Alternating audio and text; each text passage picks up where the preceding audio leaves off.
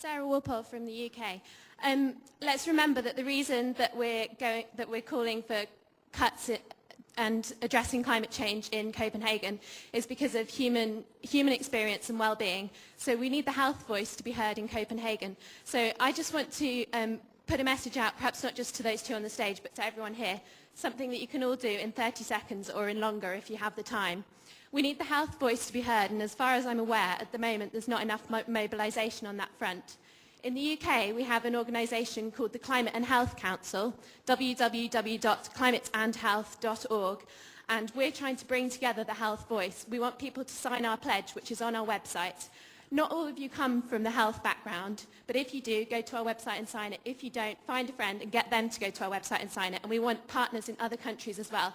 So get in touch with us and let's get that health voice heard, because we need leadership, not just calling for economic changes, but also for health, for changes to improve people's health. Thank you very much. Well, we see from the young how it is you get your message across, eh? I've got another question here. Question. Okay. If I can just start with a response though, Nisha.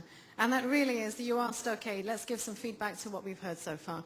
My feedback is that, my name is Malini Meher. I'm a climate campaigner from India.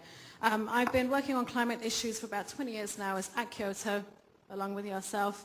And I really think that we need to change the rhetoric, change the game, and fundamentally change our approaches. This is not about us and them, Kumi. We're all in this together.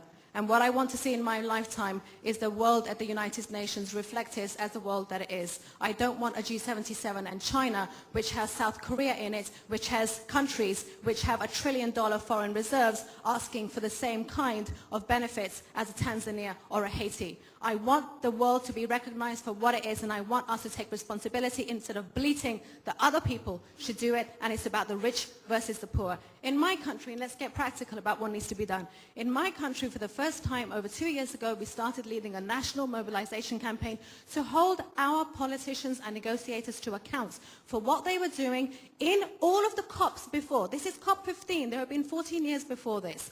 And we started a campaign to follow these people, so that we turn the spotlight of public scrutiny on what they were saying in our name. Let's all of us do this. 192 countries, let's make this enfranchised. Let's democratize the discussion. Each of us needs to know what is being negotiated in our names. And then you will begin to see responsiveness. We talked earlier about the need to have low-carbon national strategies. Let's do that. We can't wait for 6 months. We need it to be done now. We need there to be gender analysis. We need that. Okay, okay. The question is, how do you think between now and not December, as we're talking, we're having the MEF meeting in Washington, D.C. 17 countries which account for 75% of the world's emissions now. How do you think in the next 2 months we can change the rhetoric and change the political play on this? Thank you. So we had a lot of exhortation there. Are you guys ready to give us an answer? How can we change the rhetoric, Jose Maria? My impression, it's already beginning to change, not to the degree that some of us would like it to be. There's still a lot of posturing. There's still a lot of position taking in terms of negotiating stands. But I repeat, I feel today much more optimistic than I felt only 3 or 4 months ago. Now, clearly, as Kumi has said, the new U.S. administration has a lot to do with this. The fact that they were able to get out of the Congress only some weeks ago a law entitled the Clean Energy and Security Act 2009, which by far is the most comprehensive overhauling of the U.S. economy in terms of aligning it with a low-carbon economy that we have ever seen, is an important fact. Brazil is coming closer to the plate. The EU is willing to offer up to 30% reductions by 2020. I believe that there's already positive movement. Now, no es que nos durmamos en los laureles, como decimos en español. Not that we should then therefore relax and sit back and wait for all of this to be hunky-dory as we reach Copenhagen. This is a very complex negotiation. Decoupling carbon emissions from growth, as I said, has never been done before. There are tremendous vested interests that are out there waiting to come in through the cracks and avoid that we reach a comprehensive, high-quality agreement.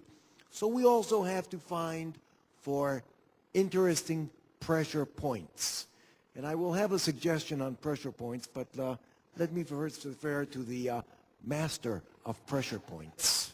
Thank you very much, Kumi. So just to agree with Malini on a few things. Firstly, I do think climate change offers us the best opportunity to break down north-south divides, because we either get this right together or we all sink together. Secondly, I do think that there are things that every single, not only country, but community can be doing already now, irrespective of Copenhagen, to be thinking about changing our patterns of behavior. And, you know, I think every little bit counts in terms of whether it's changing the light bulbs we use, developing low carbon economy plans within growth plans within states and national level and so on. So I do think there's a whole range of inaction that's there that doesn't, in the short term or medium term, depend on what does or doesn't happen in Copenhagen. So I think we must not, as particularly developing countries, disempower ourselves and wait for something to fall from Copenhagen. So I agree with that. However, I do think we have to recognize that, you know, when we talk about climate justice, we are talking about understanding, looking at the challenge of the climate catastrophe we face through a justice lens. It also means that we can't dehistoricize how we found ourselves. We need to understand how history got us to where we are without history being a noose that strangles our creativity and our solutions solving capability. And very briefly, the point that Malini was making, can we really change the rhetoric, given the urgency that you said at the very beginning we must all have? I agree with Jose Maria. The rhetoric is already changing. I think that part of what we need to be doing right now is having, you see, the rhetoric, when people talk about changing the rhetoric, not dissimilar to the way you asked your question about, you know, what happens at the negotiations with the figures. Quite often we talk about it, about what happens in these negotiating sessions and in Copenhagen.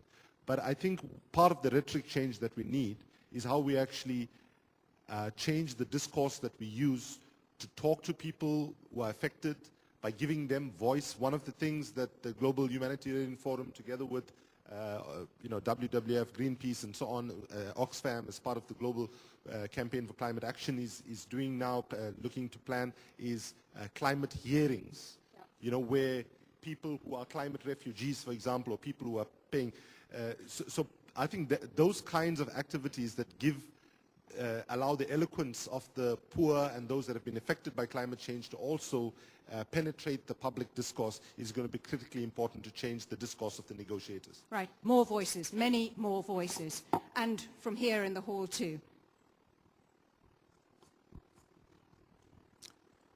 Hello, Benjamin Barber. Yesterday I raised the question of power. I want to refine that a little bit in responding to and agreeing with Kumi Naidoo that political will is in fact the question, because what I want to suggest to you is that the real obstacles are not about what we know or don't know. We all know what the situation is with climate. It's not about what's right and wrong or what's necessary. We know what's necessary if we are to survive. I don't think the problem is trying to get political leaders and experts to do what the people want. Rather, it's trying to get the people to do what the experts and political leaders and even businessmen know has to happen. And that's the tough thing. Take a couple of words. Meat, automobiles. Most of the world's population wants them. Those who have them want more. Those who don't want them. And meat and cars, we know, are at the core of the carbon problem. One key to it, if we dealt with those two issues, if we ate far less meat, and at the same time we stopped driving cars and used public transportation, alternative energy transportation, we'd have a pretty good start to a solution. A lot of people here think President Obama is doing a great job. So do I, but he's spending most of his time reigniting the consumer economy in the United States, saving the bank, and above all, saving Detroit.